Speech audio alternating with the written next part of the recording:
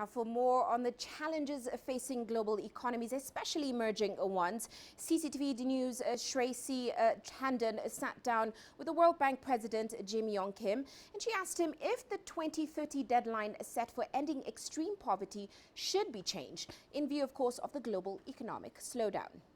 The whole point of setting a target with an expiration date is that you've got to continuously change what you do so that you're on track. And so, for example, right now, what are the problems? Well, low commodity prices have affected growth in developing countries.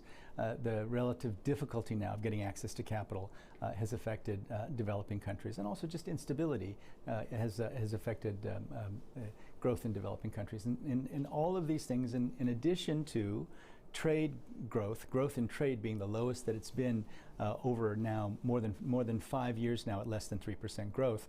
All of these things are affecting developing countries. So what we have to do is we've got to find ways of making access to capital easier for the developing countries. We have to help countries diversify.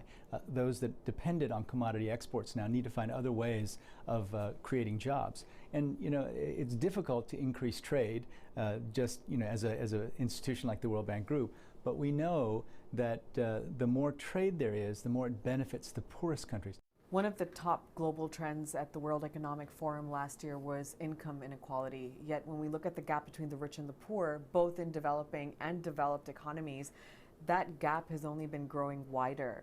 What can be done to stem the widening of the gap?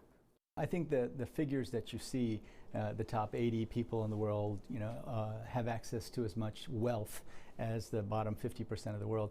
I think the remarkable thing there is the bottom 50% of the world has access to only 0.7% of the wealth of the world. One of the things we're doing is working on tax systems.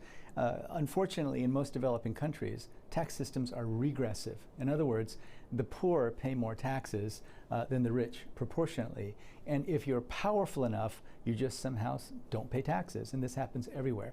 We've got to get rid of these regressive systems that are not transparent, that are not effective.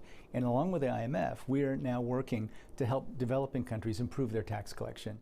We know that emerging economies are not doing as well in recent years. In fact, this is reflected in World Bank lending. A recent World Bank press release actually says that lending is at levels not seen outside of a financial crisis.